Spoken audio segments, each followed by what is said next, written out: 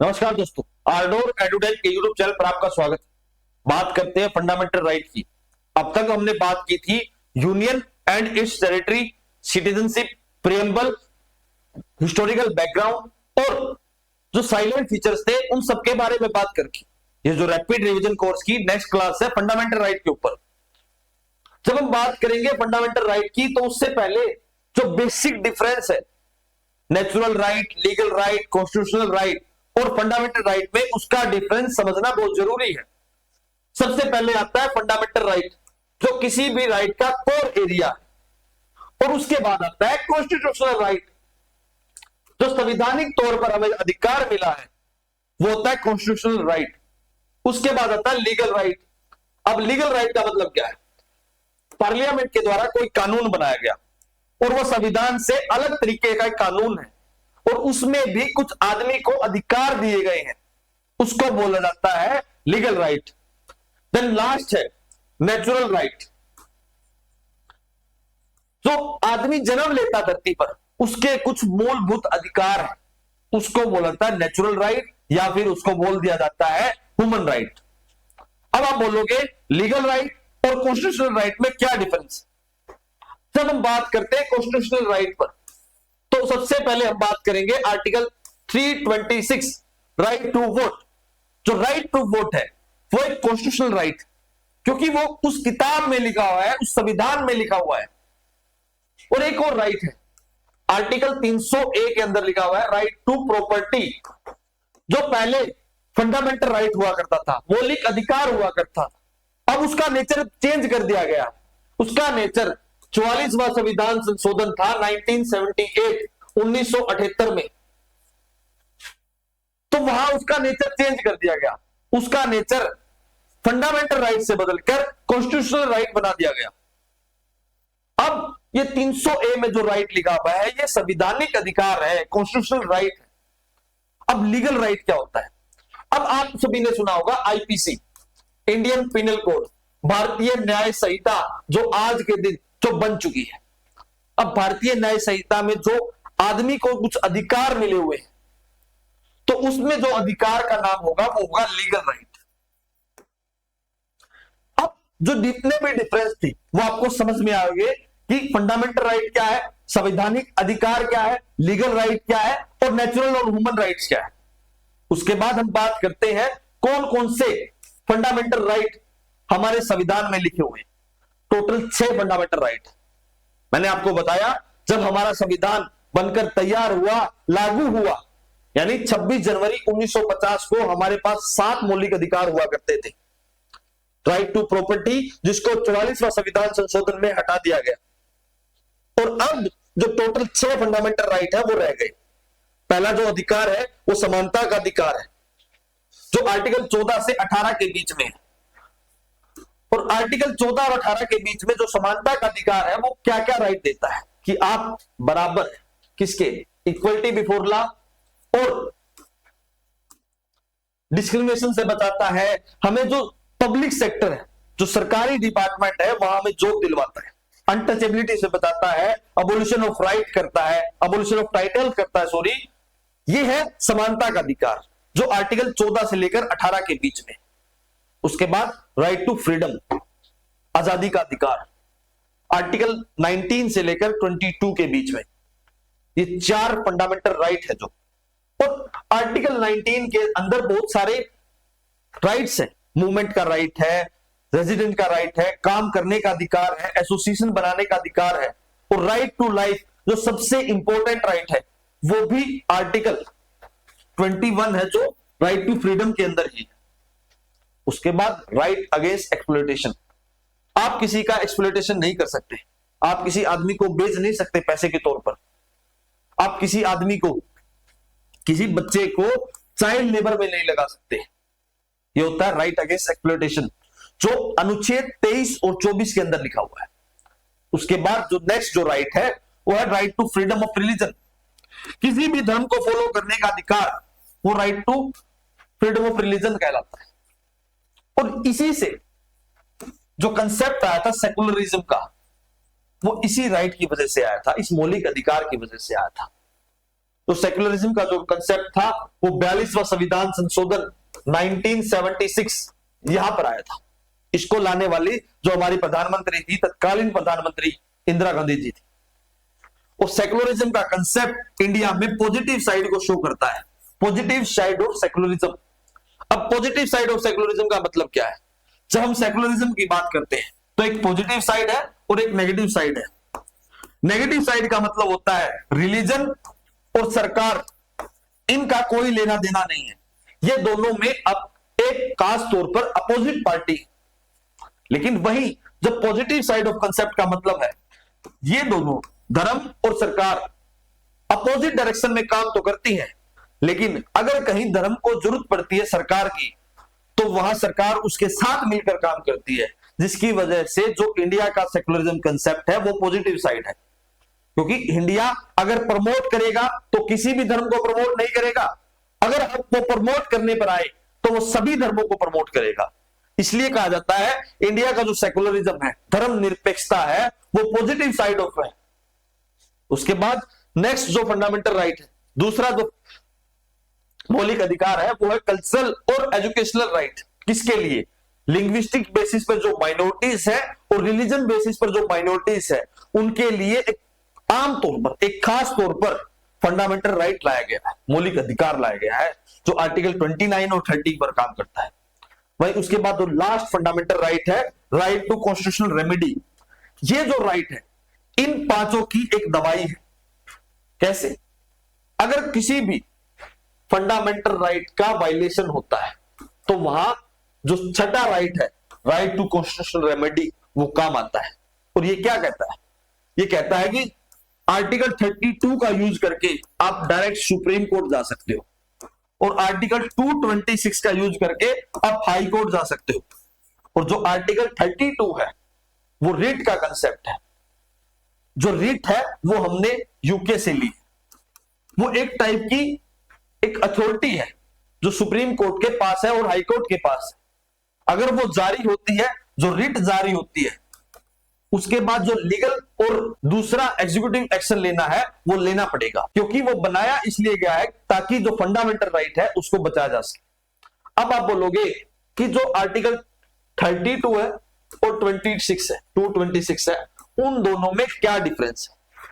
जब उन दोनों के डिफरेंस की हम बात करते हैं तो यहां जो सुप्रीम कोर्ट पावर है वो सिर्फ और सिर्फ फंडामेंटल राइट्स के लिए, लेकिन वही जो हाई कोर्ट की रिट्स हैं वो सुप्रीम कोर्ट जो फंडामेंटल राइट और जो दूसरे राइट्स हैं, कॉन्स्टिट्यूशनल राइट है या लीगल राइट है, उनके लिए भी रिट जारी कर सकता है। कौन? High court. ये दोनों का डिफरेंस है। अब हम बात करते हैं silent feature of fundamental right. जब हमने साइलेंट फीचर कॉन्स्टिट्यूशनल के देखे थे, संविधान के देखे थे, बात हमने आपकी जो विशेष बातें थी संविधान को लेकर वो आपको बताई थी। अब हम बात करते हैं जो मेन इंपॉर्टेंट बातें हैं किसकी? फंडामेंटल राइट की। उसके ऊपर बात करते हैं।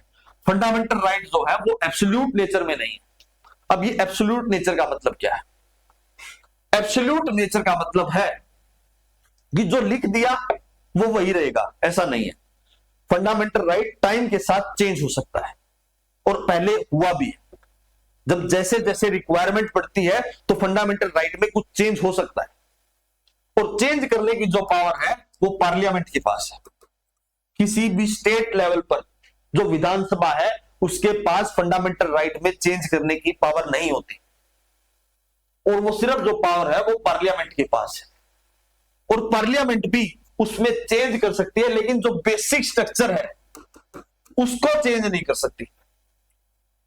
उसको चेंज इसलिए नहीं कर सकती क्योंकि जो केशवानंदी भारती केस आया था 1973 में, एक सुप्रीम कोर्ट की जजमेंट आई थी, तो वहां यह कहा गया था कि जो पार्लियामेंट है वो चेंज तो कर सकती है, लेकिन उसका जो कोर आइडिया है, जो बेसिक आइडिया है, वो फंडामेंटल राइट या संविधान का चेंज नहीं होना चाहिए। जिसकी वजह से यह नियम बन गया कि जो बेसिक स्ट्रक्चर ऑफ कॉन्स्टिट्यूशन है वो चेंज नहीं होगा। जो कोर आइडिया है वो तो वही रहेगा, बाकी आप उसमें कुछ भी चेंज कर सकते हो। ऐसा इसलिए भी हुआ था जब आपने प्रियम्बल आपको पढ़ाया गया था, तो वहां आपको बताया गया था जो प्रियम्बल है वो पार्ट ऑफ इंडियन कॉन्स्टिट्यूशन है, क्योंकि यही प्रियम्बल भारत को एक जो संविधान है भारत का, उसकी तरफ से एक आइडिया देता है कि ऐसा ऐसा एक आइडेंटिटी कार्ड है, एक जो प्रियम्बल है वो आइडेंटिटी कार्ड के तौर पर काम करता है, क्योंकि वो बताता है कि जो हमारा संविधान है वो कैसा है। उसके बाद हम बात करते हैं नेक्स्ट जो राइट, अगर जो हमारा फंडामेंटल राइट है वो वायलेट होता है, मतलब अगर कोई लॉ बनाया गया और वो लॉ हमारे फंडामेंटल राइट को खराब करता है, उसको कुछ इफेक्ट डालता है, और वो इतना इफेक्ट डालता है कि उससे हमारा जो फंडामेंटल राइट का है वो नेचर चेंज हो जाए, तो जो कोर्ट है, जो हाई कोर्ट और सुप्रीम कोर्ट, उसके पास पावर है, उसके पास जो पावर है कि जो ये लॉ बनाया गया है इसको नल और वॉइड, इसको खारिज कर दो। ये इसका स्पेशल फीचर है। अब जो नेक्स्ट जो फीचर है वो है आर्टिकल 20 और 21। ये दोनों राइट, आर्टिकल 20 और 21, ये कभी भी सस्पेंड नहीं हो सकते। जब इमरजेंसी लगी हो तो जितने भी फंडामेंटल राइट हैं वो सारे सस्पेंड हो सकते हैं, सिर्फ और सिर्फ आर्टिकल 20 और 21 को छोड़कर। और ये जो बेसिक आइडिया है ये हमने जर्मनी से लिया था, suspension of fundamental right during emergency. और नेशनल इमरजेंसी क्या चीज है? नेशनल इमरजेंसी एक ऐसा टूल किट है हमारे लिए जो फेडरल स्ट्रक्चर को यूनिटरी स्ट्रक्चर में बदल देता है। मैंने आपको रैपिड रिवीजन कोर्स में बताया था कि जो फेडरल स्ट्रक्चर है और यूनिटरी फीचर है उन दोनों में क्या डिफरेंस है। जब फेडरल और यूनिटरी फीचर को बदल देता है तो आर्टिकल 352 का यूज होता है, जिसको हम नेशनल इमरजेंसी बोलते हैं। आर्टिकल 356 प्रेसिडेंट रूल, और उसके बाद आर्टिकल 360 फाइनेंशियल इमरजेंसी। जो प्रेसिडेंट रूल है वो हाल फिलहाल में मणिपुर के अंदर लगा है, और मणिपुर के अंदर इसलिए लगा है क्योंकि वहां की जो गवर्नमेंट थी, जो मणिपुर की जो गवर्नमेंट थी, वहां के जो सीएम थे उन्होंने इस्तीफा दिया। उसके बाद कोई भी आकर सरकार नहीं बनाना चाहता। अगर कोई सरकार नहीं बनाना चाहेगा तो वहां पर लगेगा प्रेसिडेंट रूल, क्योंकि वहां के गवर्नर ने रिपोर्ट दी कि कोई भी सरकार नहीं बनाना चाहता। जैसे ही वो रिपोर्ट प्रेसिडेंट को मिली तो वहां पर लगा दिया प्रेसिडेंट रूल। और प्रेसिडेंट रूल लगने के पीछे भी एक कारण था। वहां पर जो मैतीज और कुकी कम्युनिटी है तो वो आपस में पिछले 1.5 साल से लड़ रही थी, और वहां पर कोई कंट्रोल नहीं हो पा रहा था मणिपुर गवर्नमेंट के तहत। और उसके बाद प्रेसिडेंट रूल लग गया और मैती और कम्युनिटी का जो क्लैश था वो रुक गया। जो नेशनल इमरजेंसी है वो अब तक 3 बार लगी, लेकिन जो प्रेसिडेंट रूल है वो अब तक 140 से भी ज्यादा लग चुका है। और ये ही प्रेसिडेंट रूल 1991 से उससे पहले 100 बार लग चुका था, और अगले जो 40 साल है उसमें प्रेसिडेंट रूल सिर्फ और सिर्फ 40 बार लगा है। 2021 में जम्मू कश्मीर के अंदर प्रेसिडेंट रूल लगा था, उसके बाद डायरेक्ट मणिपुर के अंदर प्रेसिडेंट रूल लगा है 13 फरवरी को। ये सारा जो कंसेप्ट है ये आपको आगे करवाया जाएगा। और जो फाइनेंशियल इमरजेंसी है वो आज तक नहीं लगी, जबकि हमारा जो फाइनेंशियल क्राइसिस हुआ था 1991 में, वहां भी फाइनेंशियल इमरजेंसी है जो नहीं लगी थी। अब उसके बाद बात करते हैं, ये हमने इतने सारे टॉपिक आपको इसलिए रिलेट करवाए हैं ताकि आपको चीजें समझ में आ सके। उसके बाद हम बात करते हैं स्पेशल प्रोविजन। जो माइनॉरिटी कम्युनिटी है उसके लिए स्पेशल प्रोविजन बना रखा है हमारे संविधान में। लैंग्वेज और रिलीजन के बेस पर हमने माइनॉरिटीज बना रखी है। उनके लिए अधिकार है कि उनके कल्चरल और जो एजुकेशनल इंस्टीट्यूशन है उनको बचाए रखने के लिए, उसको बढ़ावा देने के लिए। ये कुछ की फीचर्स हैं जो आमतौर पर देखे जा सकते हैं फंडामेंटल राइट के लिए। उसके बाद जो नेक्स्ट है वो है आर्टिकल 12, अनुच्छेद नंबर 12। अनुच्छेद नंबर 12 क्या कहता है? अनुच्छेद 12 कहता है कि जो स्टेट है उसके पास कानून बनाने की शक्ति होती है, और वो शक्ति किसके पास होगी? जो कानून बनाने की शक्ति है वो किसके पास होगी? अगर हम बात करते हैं, सेंट्रल गवर्नमेंट आमतौर पर कानून बनाता है, स्टेट गवर्नमेंट आमतौर पर कानून बनाती है। कई बार हम देख लेते हैं कि जो लोकल सेल्फ गवर्नमेंट है वो भी कानून बना सकती है अपने एरिया के लिए। इसके बाद तो कोई कानून नहीं बनाता। अब अगर आप सोचोगे तो इससे बाहर भी कानून बनाया जा सकता है। जैसे यूनिवर्सिटी है, वो भी अपने लिए कानून बनाती है, वो भी एक प्रकार की सरकार है। उसके बाद बात करते हैं जैसे यूजीसी है, ओएनजीसी है, oil and natural gas company है जो सेमी प्राइवेट के तौर पर काम करती है, तो ये भी अपने लिए कानून बनाती है। तो इन सब को मिलाकर अगर किसी को स्टेट बोला जा सकता है तो ये भी अपने लेवल पर एक स्टेट के तौर पर काम करते हैं। जो कानून बनाती है उसके लिए हम स्टेट की जो डेफिनेशन है उसको डिफाइन कर रहे हैं। अब उससे जो नेक्स्ट आर्टिकल है, आर्टिकल 12 देखा कानून बनाने वाला, और आर्टिकल 13 जो कानून बनाया है अगर वो वायलेट होता है तो उसको खारिज करने की जो शक्ति है वो सुप्रीम कोर्ट के पास है। और यही जो आर्टिकल 13 है वो लिखा हुआ है। जो कानून बनाया आर्टिकल 12 में, और जो कानून बनाया है अगर वो वायलेट करता है उसको खारिज करने की जो शक्ति है वो सुप्रीम कोर्ट के पास है। ये लिखा है आर्टिकल नंबर 13 में। अब तक जो किया वो एक बेसिक आइडिया था फंडामेंटल राइट का। अब उसके बाद शुरुआत करते हैं पहला फंडामेंटल राइट, और पहले फंडामेंटल राइट में भी हम बात करते हैं आर्टिकल नंबर 14 की, राइट टू इक्वालिटी की, इक्वल प्रोटेक्शन ऑफ लॉ की। अब ये क्या कंसेप्ट है? अगर हम इन दोनों कंसेप्ट की हम बात करते हैं, ये जो कंसेप्ट है इक्वालिटी बिफोर लॉ हमने ब्रिटिश पार्लियामेंट से लिया है, ब्रिटिश कॉन्स्टिट्यूशन से लिया है, और इक्वल प्रोटेक्शन ऑफ लॉ ये हमने लिया यूएस से। ये क्या है? ये नेगेटिव कंसेप्ट है, अपने आप में एक नेगेटिव कंसेप्ट है, और ये अपने आप में पॉजिटिव कंसेप्ट है। और इन्हीं के साथ एक और कंसेप्ट आता है रूल ऑफ लॉ। जैसा कानून बोलेगा वैसा आपको करना पड़ेगा, ये होता है रूल ऑफ लॉ। अब इक्वलिटी बिफोर लॉ और इक्वल प्रोटेक्शन ऑफ लॉ में क्या कहता है? कानून की नजरों में सभी बराबर हैं, ये कहता है इक्वलिटी बिफोर लॉ। और इक्वल प्रोटेक्शन ऑफ लॉ क्या कहता है? अगर आपने कोई गुनाह किया है, मतलब दो आदमियों ने गुनाह किया है और इक्वल सर्कमस्टांसेस में किया है, तो दोनों को एक जैसी सजा मिलेगी, वहां पर कोई भेदभाव नहीं होगा। और इन्हीं के साथ जो आर्टिकल 361 है और आर्टिकल 75, 76 है, मतलब जो एमपी एमएलए उनके लिए कुछ एक्सेप्शन केस है, और जो प्रेसिडेंट है और गवर्नर है उनके लिए भी कुछ एक्सेप्शन यहां छोड़ रखी, और वो जरूरी भी है क्योंकि वो कानून बनाने में उनका एक बहुत बड़ा अहम रोल है। अब उसके बाद जो बात करते हैं आर्टिकल 15 की, डिस्क्रिमिनेशन, आपके साथ कोई भेदभाव नहीं होगा। ये कौन कहता है? ये हमारा संविधान कहता है। और जो संविधान कहता है वो 5 ग्राउंड तैयार करता है कि इन बेसिस पर, इनके बेसिस पर आपके साथ कोई भेदभाव नहीं होगा। और जो भेदभाव के ग्राउंड बताए गए हैं वो रिलीजन है, रेस है, कास्ट है, सेक्स है, प्लेस ऑफ बर्थ है। ये 5 ग्राउंड से अलावा आपके साथ भेदभाव हो सकता है। लेकिन अगर हम संविधान की बात करें तो इन 5 ग्राउंड के पर आपके साथ कोई भी भेदभाव नहीं होगा, यह संविधान कहता है। और इसी के साथ कुछ वुमेन्स को राइट है, कुछ चाइल्ड को राइट है, वो अलग से इसमें ऐड किए गए हैं। जैसे जो ईडब्ल्यूएस का राइट है वो 103 अमेंडमेंट संविधान संशोधन में ऐड किया गया है। उसी के साथ 102 है जो वो एनएससीबीसी है, मतलब national commission for backward class, जो बैकवर्ड क्लास के लिए कुछ एडिशन करना है वो भी यहां ऐड हुआ है।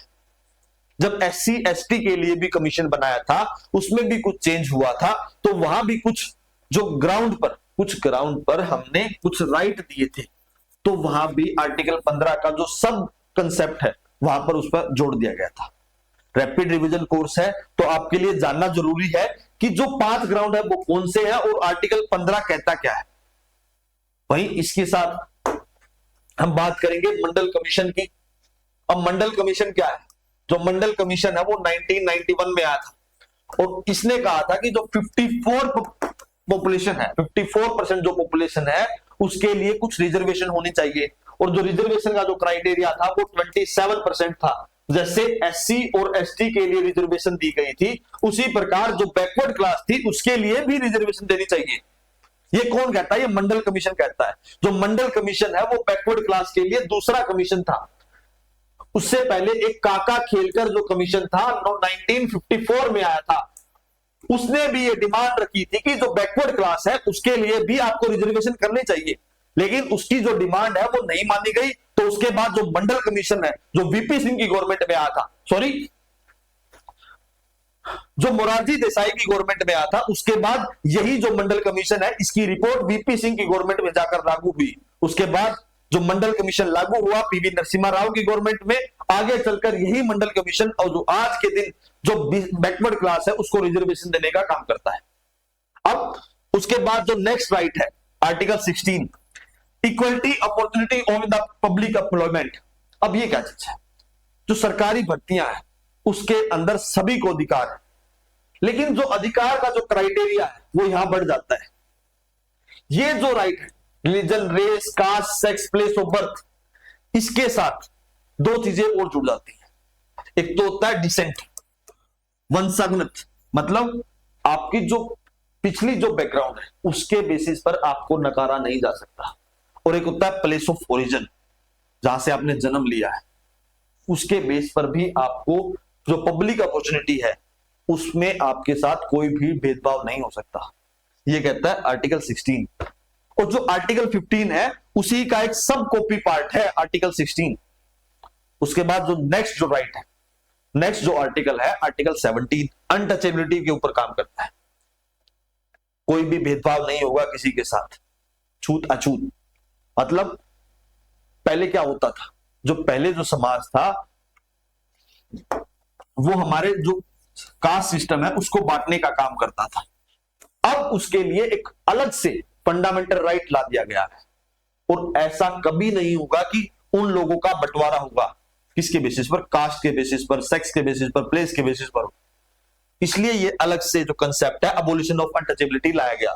जो अनटचेबिलिटी है वो आज तक डिफाइन नहीं है कि अनटचेबिलिटी का मतलब ही क्या है। ये एक सिर्फ वर्ड दिया गया है हमारे संविधान के अंदर। नेक्स्ट जो है अबोलिशन ऑफ टाइटल। अब ये क्या चीज है? अगर हम अबोलिशन ऑफ टाइटल के मतलब बात करेंगे, आप लोगों ने सुना होगा कि जो महाराजा थे, राय बहादुर हुआ करते थे, उनका जो टाइटल है वो छीन लिया गया। उनको कोई भी टाइटल नहीं मिलेगा, क्योंकि जो पहला फंडामेंटल राइट है, राइट टू इक्वलिटी, वो समानता के ऊपर बात करता है, सभी लोग बराबर हैं। यानी जो 141 करोड़ जो पॉपुलेशन भारत के अंदर रह रही है वो सारी की सारी बराबर है, कोई भी ऊपर नीचे नहीं है किसकी नजरों में, कानून की नजरों में। इसलिए ये आर्टिकल 18 है वो बात करता है कोई टाइटल नहीं दिया जाएगा। आप बोलोगे कि जो लोगों ने एमबीबीएस कर लिया तो वो अपने आगे डॉक्टर लगाते हैं, वो उन्हें जो टाइटल मिला है वो उनकी पढ़ाई के बेसिस पर मिला है।